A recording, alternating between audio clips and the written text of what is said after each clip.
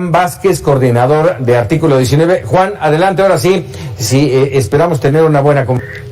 Mira, respecto a la situación de que vive la prensa en México, pues es insostenible. Ya vemos cómo el gobierno no solamente del Estado de Michoacán, pero también del gobierno federal, no ha reconocido la responsabilidad que tiene para brindar protección y seguridad a las y los periodistas para que puedan hacer libremente su trabajo.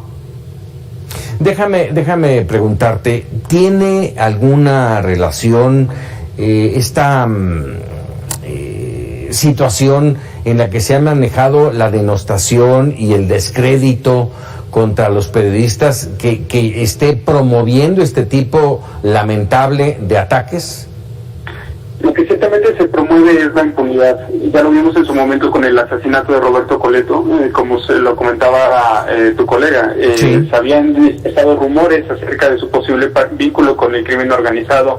Se había desestimado su labor periodística, el rol que ejercía dentro del Monitor Michoacán, y ahora, pues meses después, es desafortunadamente Armando Linares quien es asesinado. Y esto habla de una situación en la cual las autoridades no están poniendo atención. En lugar de investigar y proteger a las y los periodistas en riesgo, deciden adelantarse a las mismas investigaciones, generar conclusiones, desestimar completamente la labor periodística y tomar de otra manera, pues lavarse las manos, ¿no? Básicamente. Y creo que esto, de nuevo, está completamente vinculado a la impunidad y cómo esa impunidad abre la puerta a que estos crímenes continúen.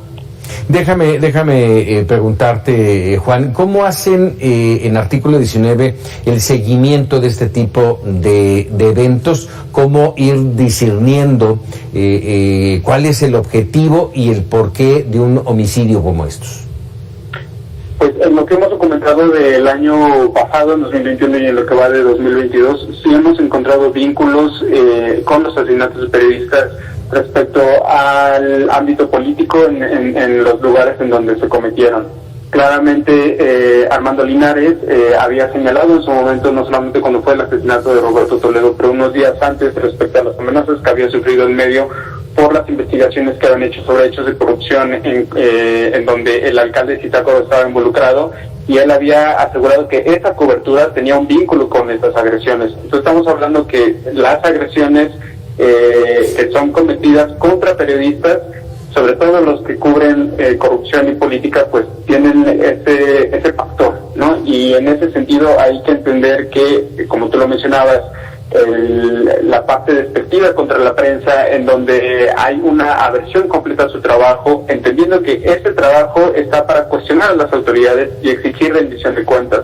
Entonces, vemos cómo las autoridades, además de lavarse las manos, buscan no ser cuestionadas ni criticadas, y tampoco que muchas veces hechos de corrupción o pues su mal quehacer como funcionarios o funcionarias públicas sea exhibido.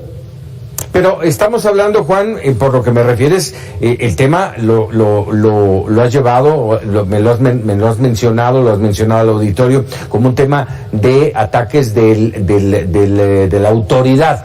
¿No estaríamos dejando fuera los ataques del crimen organizado? No, por supuesto. El crimen organizado es uno también de los agresores de violencia letal más importantes contra la prensa. De hecho, de los 31 asesinatos que hemos documentado en este sexenio, sin contar todavía a Armando Linares, hemos visto como en 13 de esos asesinatos el crimen organizado fue el perpetrador. De hecho, principalmente es el crimen organizado el que perpetúa las agresiones letales contra periodistas. El resto de las agresiones que documentamos en el artículo 19, como las amenazas, intimidaciones, hostigamientos, campañas de desprestigio, entre otras, 4 de cada 10 son cometidas por funcionarios públicos. Pero hay que recordar también que en este panorama en el que nos encontramos, en donde muchas veces es difícil pues discernir en cuál es la colusión que existe entre estos dos actores, al final es el Estado que, si no actúa y no investiga los crímenes contra periodistas, si no brinda verdad, si no brinda justicia, si no manda el mensaje de que al asesinar a un periodista hay consecuencias, no solamente para quienes jalan el gatillo, pero también para los autores intelectuales, pues básicamente estos crímenes se repiten, ¿no? Y ahora estamos en una situación en donde, al menos en el recuento del artículo 19, 7 periodistas en relación con su labor periodística han sido asesinados en menos de 3 meses. Claramente la situación, como mencionaba al principio, está completamente desbordada. De hecho, ya alcanzamos el mismo número de asesinatos que el año pasado y apenas en los primeros 3 meses del año.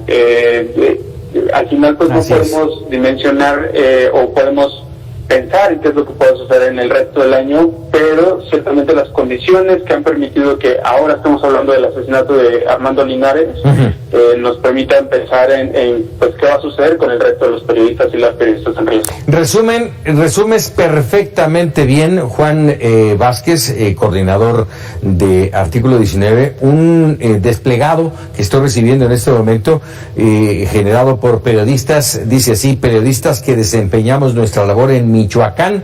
Es un extenso desplegado, pero entre otras cosas, bueno, hablan evidentemente del asesinato de Armando Linares, del asesinato de Roberto Toledo, el 31 de enero de este año. Tras el asesinato de Roberto, fuimos testigos de la actuación institucional del gobierno federal y estatal para desestimar las amenazas contra los compañeros de Monitor. Y bueno, voy a leer fragmentitos apenas porque es muy extenso. La rabia, impotencia e indignación no encuentran ya palabras frente a los homicidios de periodistas que se acumulan en México y Michoacán. Esto frente a la indolencia del Estado mexicano. Parte fundamental de todo esto, le hacen un extenso comentario de todos los periodistas, le hablan al presidente López Obrador, al fiscal general de la República, al gobernador de Michoacán, solicitándoles, exigimos el cese a los homicidios y agresiones contra periodistas en Michoacán y en México. Colectivo Ni Uno Más Michoacán, 15 de marzo del 2022. Así las cosas. Juan Vázquez, te agradezco mucho los comentarios y seguimos pendientes. Claro, muchas gracias a ustedes. Juan Vázquez, coordinador de Artículo 19. Mire, es un tema complicado, sin duda. Lamentablemente tendremos que seguir hablando de ello.